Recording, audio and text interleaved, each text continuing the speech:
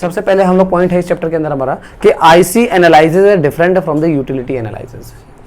हम लोगों ने पिछले चैप्टर में यूटिलिटी एनालिसिस पढ़ा था, वहां पे हम किसी की सेटिस्फेक्शन को यूटिलिटी की फॉर्म में काउंट कर रहे थे, ठीक है। हम यहाँ पर आईसी कर्व के बारे में बात कर रहे हैं। In the previous chapter we discuss the consumer equilibrium with the reference to the utility analysis. The basic limitation of the utility analysis that the based on the assumption of the cardinal number of the utility. आप वहां पे utility को cardinal measurement में नाप रहे थे, 1 2 3 4 में नाप रहे थे, जो कि ये एक सबसे बड़ी लिमिटेशन थी उस टॉपिक की, उस तरीके की, उस मेथड की, ठीक है ना। जो that utility can be express in the terms of cardinal numbers. The IC analysis of a consumer equilibrium discard the assumption of instead. अब ये assumption जो है यहाँ पे खत्म कर दी जाती है, ठीक है। और IC कर्व एक अलग तरीके से हमें मेजरमेंट या फिर ये कह सकते हो कि सेटिस्फेक्शन को कि इक्विलिब्रियम को कंडीशन को जो है बताता है, ठीक है। It is based on the concept of the ordinal number of the measurement. Ordinal number मतलब रैंकिंग के बिहाफ पर, ठीक है। रैंकिंग के बिहाफ पे यहाँ पे बात करेंगे of the utility according to the concept of utility is only be rank of the high और लो। यहाँ पर यूटिलिटी को क्या कर सकते हैं, हाई और लो के बिहाफ पर जो हम लोग मेजर करते हैं, ठीक है। अजम्पशन ऑफ आईसी कर्व या आईसी एनालिसिस के बारे में बात करते हैं, या फिर कंज्यूमर इक्विलिब्रियम की बात करते हैं कि क्या मान्यताएं होती हैं। वहां पर भी कुछ मान्यताएं थी, तो अजम्पशन के बारे में अजम्पशंस इन आईसी कर्व, ठीक है। देखिए जी, IC analyse of consumer equilibrium based on the following assumption. सबसे पहला है money income of a consumer given and does not change. कह रहा है कि जो इनकम है वो कंज्यूमर की गिवन है, जैसे 2 रुपए कमा रहा है, 10 रुपए कमा रहा है, 100 रुपए कमा रहा है, जो भी कमा रहा है वो गिवन है और उसमें कोई चेंज नहीं आ रहा है, ठीक है। वो कांस्टेंट है, ना तो वो बढ़ रही है ना ही वो घट रही है। समझ में आई बात, ठीक है। दूसरा अजम्पशन क्या कह रहा है कि the consumer spend his income on such a goods which can be substituted for the each other like the Apple and oranges. मतलब कहने का ये है कि वो अपनी इनकम को कुछ इस तरीके से खर्च कर रहा है कि वो जो 2 वस्तुएं हैं वो एक दूसरे के क्या है, सब्स्टिट्यूट है। सब्स्टिट्यूट मतलब कि अगर एप्पल और ऑरेंज मान के चलो, मतलब कि एक की जगह दूसरी जगह को खाई जा सकती है। जैसे अगर मैं एप्पल खा रहा हूं और मेरा मन करके कि मेरे को ऑरेंज खाना है, तो मैं एप्पल की जगह ऑरेंज भी खा सकता हूं। ये नहीं कि बहुत ज्यादा डिफरेंट है। सब्स्टिट्यूट गुड्स का मतलब होता है कि एक की जगह दूसरे का इस्तेमाल कर सकते हो, जैसे चाय और कॉफी है, ठीक है। चाय पी रहे हो, अगर कॉफी मिलेगी तो कॉफी पी लेंगे, ठीक है, ऑलमोस्ट सेम है। समझ में आई बात। तो इस तरीके से जो क्या ये सब्स्टिट्यूट गुड्स कहलाता है, ठीक है। तो 2 अजम्पशन हो गए, ठीक है। तीसरा अजम्पशन क्या कराएगा, the consumer preference for the goods are well defined. पहले से ही उसका जो प्रेफरेंस है कि किस वस्तु को कितना प्रेफरेंस देना है उसका पहले से क्लियर है, ठीक है। भाई प्रेफरेंस मतलब वैल्यू देना, ठीक है। Generally speaking his intensity of desire for a goods will increase when he has less of it. वो कह रहा है कि अगर एक वस्तु को वो उसकी इंटेंसिटी जो है वो बढ़ती जाती है जैसे जैसे वो खोता जाता है। मतलब कहने का ये है कि अगर आपके पास कोई चीज ज्यादा है तो उसकी वैल्यू आपके लिए कम है, ठीक है। और अगर उसकी क्वांटिटी आपके पास कम है तो उसकी वैल्यू आपके पास आपके लिए बहुत ज्यादा है। उसको इंटेंसिटी, उसको पाने की इच्छा बहुत ज्यादा होती है। समझ में आई बात। More of the goods always give the more satisfaction. और क्या कह रहा है कि अगर ज्यादा गुड्स हैं आपके पास तो ज्यादा सेटिस्फेक्शन, हमेशा ज्यादा सेटिस्फेक्शन देंगे। To the consumer that is called the monotonic preference of for a goods the assumption is made to the simplify the decrease of the IC analysis. The consumer is rational has always maximize his satisfaction. और वहां की तरह ही consumer यहाँ भी जो rational है, अपने satisfaction को मैक्सिमाइज करना चाहता है, ठीक है। तो ये आपके 5 अजम्पशन हो गए इस टॉपिक के ऊपर। हम लोग पढ़ रहे हैं आईसी कर्व के बारे में डिटेल एकदम, ठीक है। क्या आईसी कर्व, ठीक है, फुल फॉर्म होती है इनडिफरेंस कर्व। हिंदी में कहते हैं तटस्थता वक्र, ठीक है।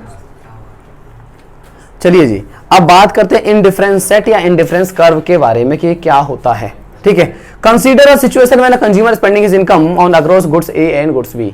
मान के चलिए कि एक कंज्यूमर जो है अपने इनकम को गुड्स ए और गुड्स बी के ऊपर खर्च करता है, ठीक है, ठीक है। एंड गुड्स ए जो है वो एप्पल है और बी जो है वो ऑरेंज है, ये मान के चल रहे हैं, ठीक है। दोनों सब्स्टिट्यूट गुड्स हैं एक दूसरे के, ठीक है। Consider the goods substitute to each other, ठीक है। तो आप बात करेंगे कि इसके बारे में एक कॉम्बिनेशन बना लेते हैं कि वो कौन कौन से कॉम्बिनेशन जो है वो बना सकता है। जैसे मान के चले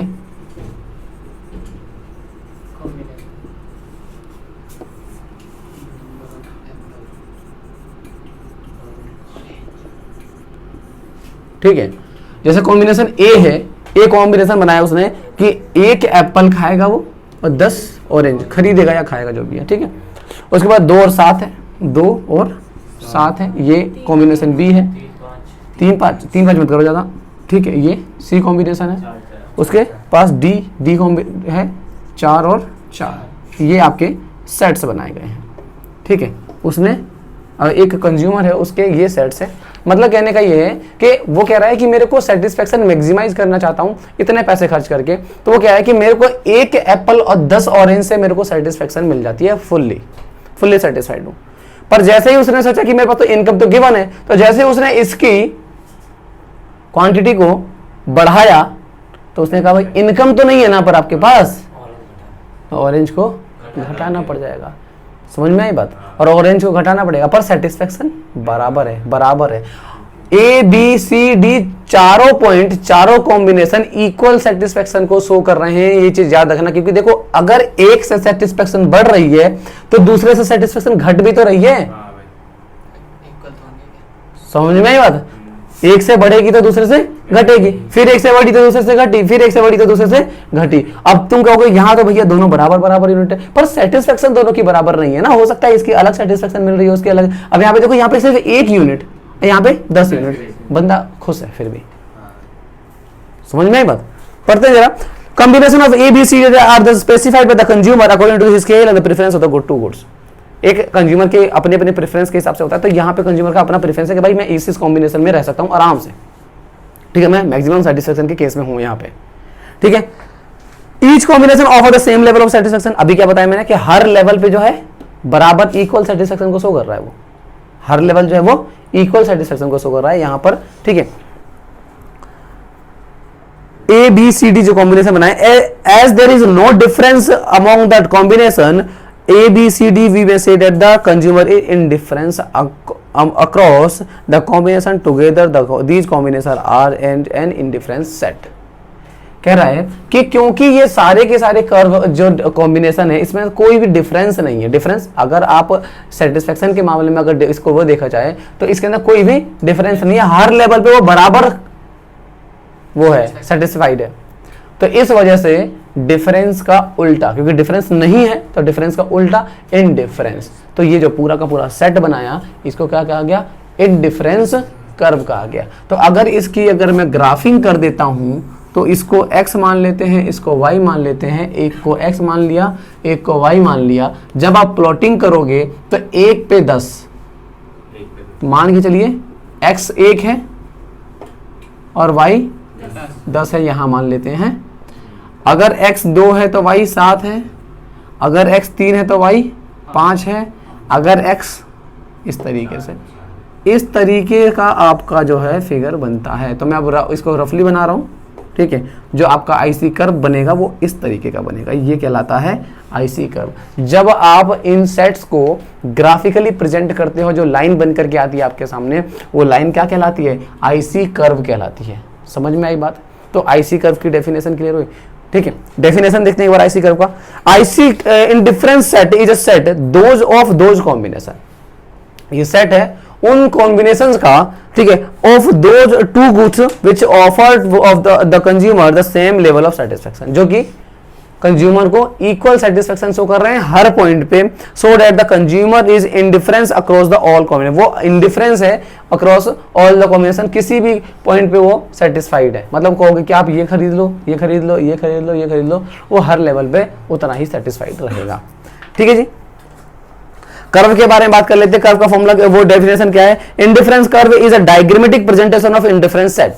ये इंडिफरेंस सेट है आपके, और इसका अगर डायग्रामेटिक प्रेजेंटेशन करते हो तो ये बन जाता है। ठीक है, तो indifference curve is a diagrammatic presentation of indifference set of a consumer. It shows different combination, अलग अलग कॉम्बिनेशन को शो कर रहा है।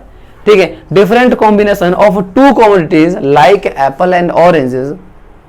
ठीक है, offering the consumer the same level of satisfaction, her level पे सेम सेटिस्फेक्शन को शो कर रहा है।